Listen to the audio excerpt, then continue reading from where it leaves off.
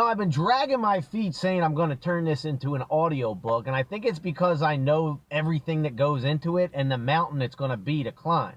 But then it dawned on me, you don't tackle a mountain by thinking about all the steps it takes. You tackle a mountain one step at a time. So I'm starting a new series. Every Sunday night, I'm going to drop a chapter or half a chapter from the book, and it's going to keep me honest turning this thing into an audiobook. The video that goes under the voiceover is just going to be dash cam footage or gameplay, basically filler. So you're not missing anything if you don't watch the video. That's to say, you can throw it on while you're driving to work or working out or whatever it is you do when you usually listen to podcasts or audiobooks. Hope you enjoy. This is the introduction to internationally known, locally disrespected, the unbelievable stories of driving Uber.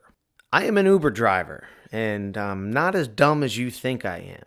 I don't mean in the sense of intelligence, although if I told you my IQ, you might be reminded that unrewarded genius is almost a proverb. I don't mean in the sense of education, although if I showed you my transcript, you might be reminded that the world is full of educated derelicts.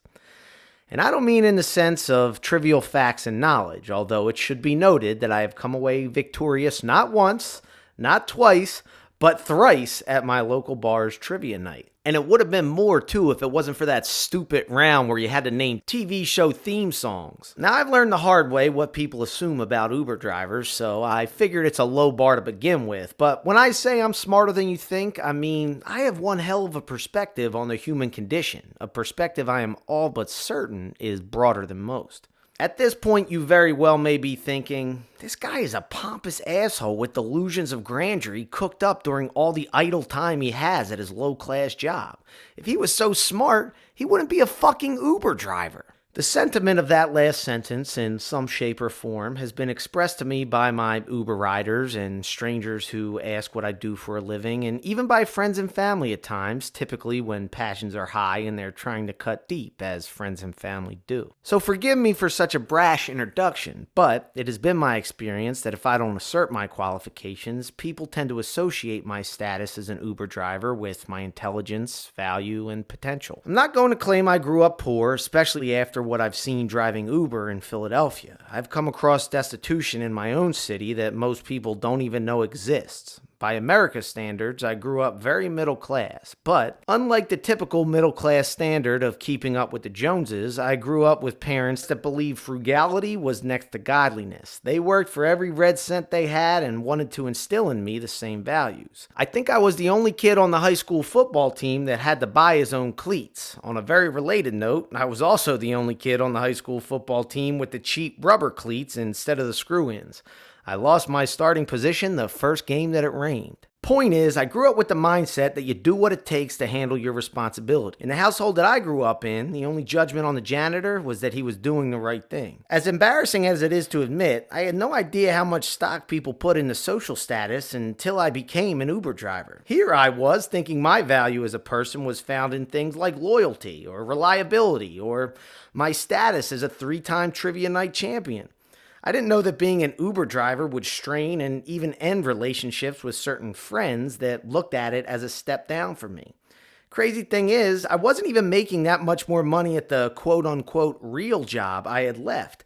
It was just that my real job seemed more professional. I'm smart enough to know that their comments are more of a projection rather than anything personal. When I'm working on a Saturday night and the drunk in my back seat tells me to get a real job, instead of taking offense, I ask them what they do for a living. Almost every time, the person who criticizes my job shares how they can't stand their own. I once even had a passenger tell me she was hospitalized for having panic attacks every Sunday when she would prep for her work week. But what I find so fascinating is how these people are so blind to their own source of misery that they're encouraging me to drink the Kool-Aid with them. To work a job that I hate from Monday to Friday, wash reality away with alcohol every Friday and Saturday, and then spend my Sunday hungover and dreading the week ahead. Call me crazy, but I'd rather chase after something I enjoy Monday through Friday, and if that means having to work Uber all weekend and the occasional weekday to make ends meet, sign me up. You should know I was normal once. I wore khaki pants and shirts with buttons to a job that came with my own office, a long commute, and a weekend that was the highlight of my schedule. But when a pay raise made me take a step back and evaluate the way the rest of my life was being mapped out, I didn't like what I saw. So I quit. As my peers advanced in their careers and started getting married and buying houses, I started driving for Uber. Why? Because after I quit my job, I committed the next 3 months of my life to something on my bucket list, writing a book. I self-published that first book, and it was not what you would call commercially successful, which translates to I am still in the hole from it. But what I found being my own boss was a freedom I never wanted to lose. It wasn't long after that I promised myself I was going to do everything in my power to avoid going back to the grind of a 9 to 5. Right around the time I had finished writing that first book, I realized I had burned through just about all of my savings. At that time, Uber wasn't new, but it was just becoming mainstream. The freedom and flexibility it offered was enough for me to give it a shot. When I first started driving, I was able to clear enough on the weekends to support my lifestyle while working on my creative endeavors during the week. And despite being such a quote-unquote low-class job, Uber was what people were interested in at the holiday parties.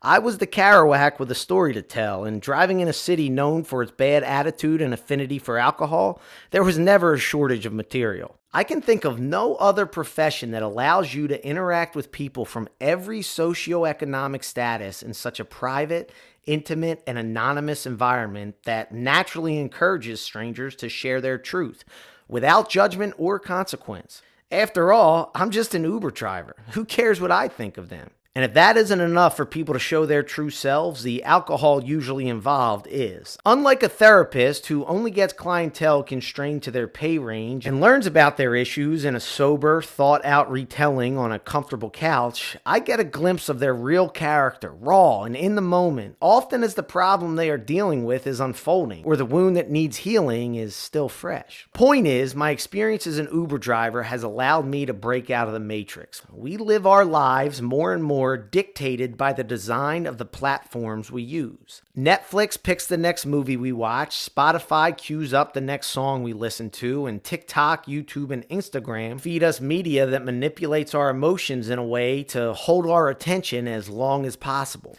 These platforms mirror our preferences and then, be it by design or unintended consequence, mold us, providing a personalized, endless stream of content full of viewpoints that we already agree with. The only time allowed for other perspectives is when they're being mocked, misrepresented, or demonized. My encounters in the Uber, however, are as random, honest, and unengineered as you can get in the 21st century. Rich or poor, black or white, male or female, and everything in between, the people I meet and the situations I encounter are based on nothing but where me and my rider happen to be at any given point in time.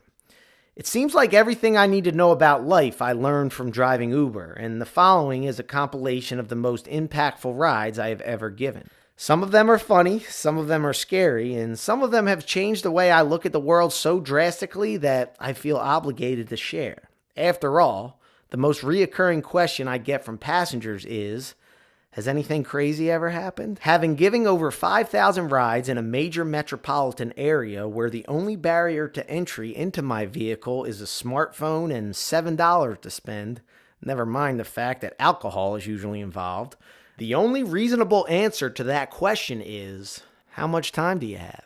If you made it this far, you might be interested in grabbing a copy. So head on over to eddiepdoyle.com. The first 5 people that use the code INTRO at eddiepdoyle.com will get the book for 50% off. Thanks for watching, and I'll see you next Sunday.